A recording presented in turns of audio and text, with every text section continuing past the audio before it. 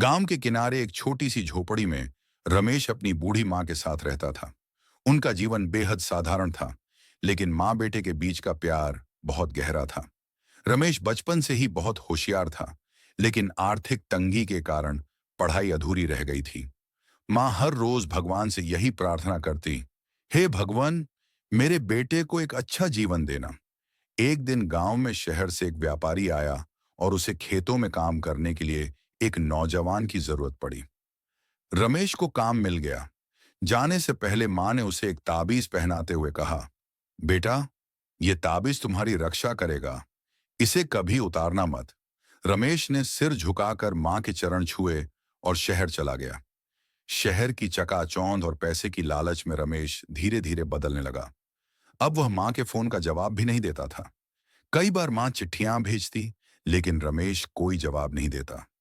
एक दिन व्यापारी ने रमेश को एक गलत धंधे में शामिल करने की कोशिश की। एक बड़ा सौदा था जिसमें चोरी शामिल थी।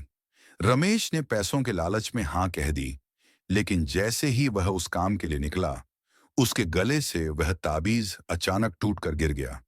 उसे माँ की आंखें याद आईं, उनकी ममता भरी बातें, वह प्रार्थना करती माँ, और ताबीज पहनाते हुए उनके कांपते हाथ। उसने ताबीज को उठाया और जोर से रो पड़ा। वह जान गया था कि पैसे से ज्यादा कीमती माँ का आशीर्वाद और उसका सच्चा रास्ता है। उसी वक्त उसने व्यापारी को मना कर दिया और गांव लौट आया। माँ झोपड़ी के बाहर बैठी थी, आंखें बंद की। रमेश ने पास जाकर उनके चरण छुए। माँ की आंखें खुलीं और उन्होंने उसे गले से लगा लिया। माँ बोली, मैं जानती थी ताबीज तुझे सही राह दिखाएगा। रमेश की आंखों से आंसू बह रहे थे, लेकिन अब वह आंसू पछतावे के नहीं थे, बल्कि माँ की ममता में लौट आने की खुशी के थे।